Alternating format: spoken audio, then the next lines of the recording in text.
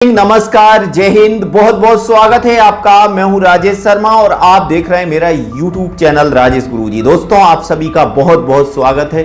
और आज मैं आपको बताना चाहता हूं जिन अतिथि शिक्षकों की भर्ती नहीं हो पाई है उनकी भर्ती कैसे होगी। भर्ती जरूर होगी मित्रों, ये तो बिल्कुल क्लियर है। भले ही जिनकी पोर्टल पर ऑनलाइन ज्वाइनिंग नहीं हो पाई है कुछ तकनीकी समस्याओं के कारण, जैसे कि 0 पद, और आगामी सत्र 2023-24 में आप मेरिट लिस्ट के आधार पर ऐसा कुछ एरर आ रहा है। लेकिन मैं आपको बताना चाहता हूं कल डेट समाप्त हो चुकी है। जैसा कि कई जगह संकेत मिल रहे हैं कि डेट बढ़ चुकी है, लेकिन मैं इस बात को नहीं मानता हूं, क्योंकि मैं आदेश पर ही अमल रहता हूं मित्रों। अभी आदेश जारी नहीं हुआ है दिनांक में वृद्धि का, और अब पोर्टल पर जो भर्ती प्रक्रिया थी उसको बंद कर दिया है। तो इससे यह लग रहा है कि अतिथि शिक्षकों की भर्ती अब दूसरे तरीका से हो सकती है। तो यहां पर 2 अपडेट मैं आपको बताना चाहता हूं। पहला अपडेट आप देखिएगा, आवश्यक सूचना। समस्त संकुल प्राचार्यों को निर्देशित किया जाता है कि संकुल के अंतर्गत सत्र 2023-24 में कार्यरत अतिथि शिक्षक जिनकी ज्वाइनिंग तकनीकी कारण से नहीं हो पा रही है, ऑनलाइन ज्वाइनिंग शेष रहे संबंधित अतिथि शिक्षक की जानकारी कंपाइल करके दिनांक 26/8/2024 को जमा करना सुनिश्चित करें। संबंधित शाला प्रभारी संकुल स्तर पर जानकारी तत्काल उपलब्ध करावें। और संकुल प्राचार्य कृपया ध्यान दें, अतिथि शिक्षक संबंधित प्रकरणों में किसी भी आवेदक को जिला शिक्षा अधिकारी कार्यालय में नहीं भेजें, संचालनालय स्तर से निराकरण किया जा रहा है। तो यहाँ पर आप डीओ देख सकते हैं, और एक यहाँ पर डीओ ने निर्देश दिए हैं संकुल प्राचार्य को कि जितने भी अतिथि शिक्षक हैं संकुल के अंतर्गत काम करने वाले, जिनकी फीडिंग नहीं हो पाई है, भर्ती नहीं हो पाई है, तो आप उनकी एक लिस्ट बनाकर हमें भेज दें। दूसरा जो आदेश निकाला है वो मैंने वीडियो बना दिया, लेकिन मैं आपको कुछ समझाना चाहता हूं इसमें क्या है, जो कि खरगोन के जिला शिक्षा अधिकारी ने बहुत ही अच्छा आदेश निकाला है, और इसमें सभी अतिथि शिक्षकों की समस्याओं का समाधान भी दिया है। जैसा कि अतिथि शिक्षकों को इतनी परेशानी अभी तक नहीं हुई जो इस बार हुई है, क्योंकि इस बार जो अतिथि शिक्षक भर्ती है वो बदल चुकी है, स्वयं के द्वारा भर्ती की जा रही है। इसमें 50% अतिथि शिक्षक को करना है और बाकी 50% शाला प्रभारी को। अतिथि शिक्षक ऑनलाइन रिक्वेस्ट भेजता है शाला प्रभारी को, और शाला प्रभारी उस रिक्वेस्ट को अपूर्व कर देता है, और रिजेक्ट 2 ऑप्शन आते हैं। लेकिन कई शाला प्रभारियों ने उसको रिजेक्ट किया है, उनका रेफरेंस कोड नहीं मिला है, उससे वो भी वंचित हो गए, क्योंकि उनका तो काम ठीक ठाक था लेकिन शाला प्रभारी द्वारा उनका गलत किया गया है। तो ऐसे अतिथि शिक्षकों की अब लिस्ट बनाकर देखिए, भर्ती की अगर बात करें तो डीपीआई से डायरेक्ट भर्ती भी हो सकती है, डीओ से भी डायरेक्ट भर्ती हो सकती है।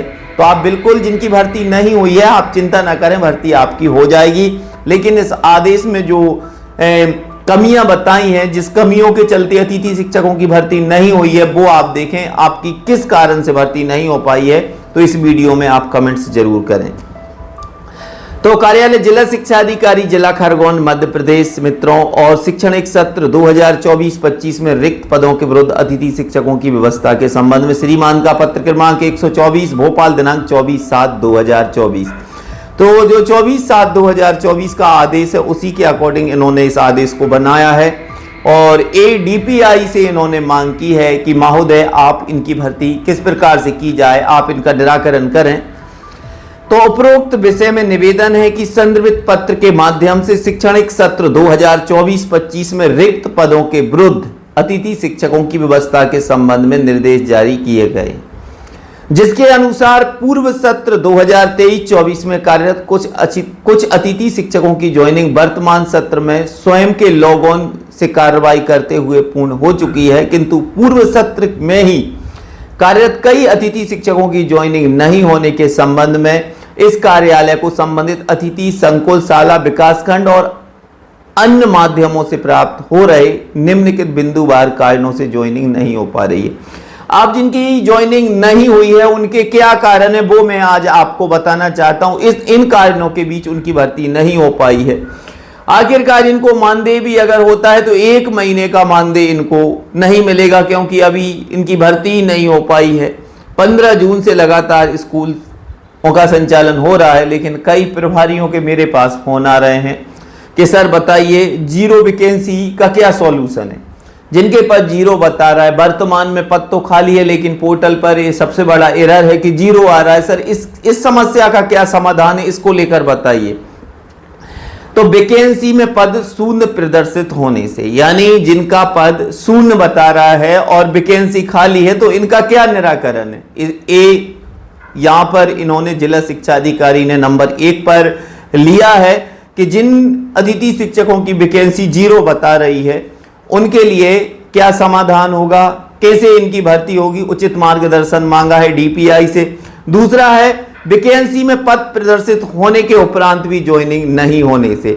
अब यहां पर पद खाली बता रहा है लेकिन फिर भी ज्वाइनिंग नहीं हो पा रही है, इस समस्या का निराकरण भी आप करें। तीसरी है विगत सत्र में तैयार पैनल में स्कोर कार्ड मेरिट के आधार पर वर्तमान सत्र में आपको ज्वाइनिंग की अनुमति नहीं है। एक तीसरा नंबर की जो समस्या है, इसके चलते हजारों अतिथि शिक्षकों की ज्वाइनिंग नहीं हो पाई है।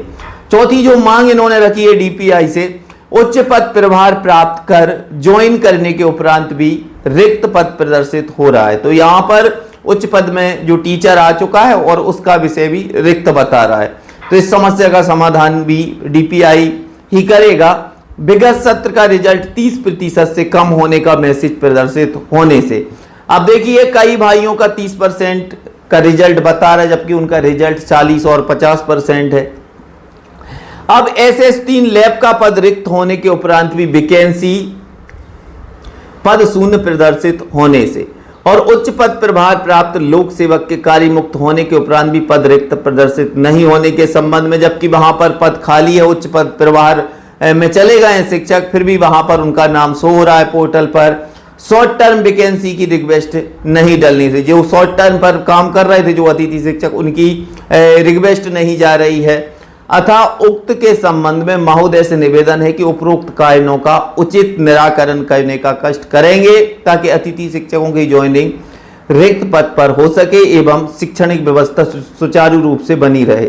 जिला शिक्षा अधिकारी जिला खरगोन, देखिए जो जिला शिक्षा अधिकारी जी ने ये आदेश निकाला है और ये आदेश डीपीआई के लिए भी भेजा है, तो इससे यह क्लियर होगा कि अब मध्य प्रदेश के तमाम अतिथि शिक्षकों की जो उलझनें हैं वो समाप्त हो जाएंगी और आपकी समय सीमा में भर्ती हो जाएगी।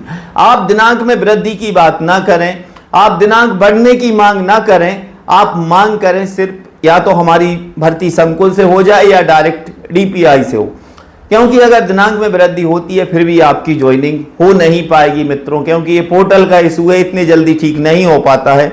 या तो ये 2 मिनट में ठीक हो जाता है या 2 महीने में भी ठीक नहीं हो पाता।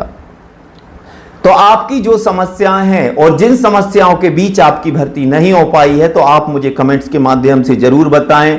दूसरी बात मैं आपको बताना चाहता हूं, आप किसी से कुछ काम करवाना चाहते हैं तो ये संभव नहीं है, क्योंकि जहां तक लोक शिक्षण संचालनालय डीपीआई की बात करें, वहां पर मध्य प्रदेश का तमाम जो ऑफिस है वहां पर सभी का निराकरण किया जाता है और वहां पर एक की समस्या अगर हल होती है तो सभी की समस्याएं हल हो जाती हैं।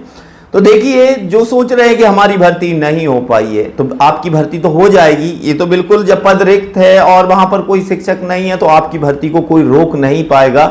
लेकिन आप ज्यादा डिप्रेशन में ना रहें और 30 तारीख तक आपकी भर्ती हो जाएगी, इसको लेकर जरूर निराकरण होगा। और अब मुझे लग नहीं रहा है कि दिनांक में वृद्धि होगी, क्योंकि मेरे हिसाब से तो दिनांक में वृद्धि ना हो के माध्यम से या डीपीआई के माध्यम से डायरेक्ट भर्ती हो, आपके नाम वहीं पर भेज दिए जाएं जिससे कि आपकी भर्ती प्रक्रिया पूर्ण हो जाए मित्रों। बाकी आपकी क्या राय है, आप क्या कहना चाहते हैं, कमेंट्स के माध्यम से बताएं। तो फिर आऊंगा एक और वीडियो में, तब तक के लिए जय हिंद, जय भारत, वंदे मातरम।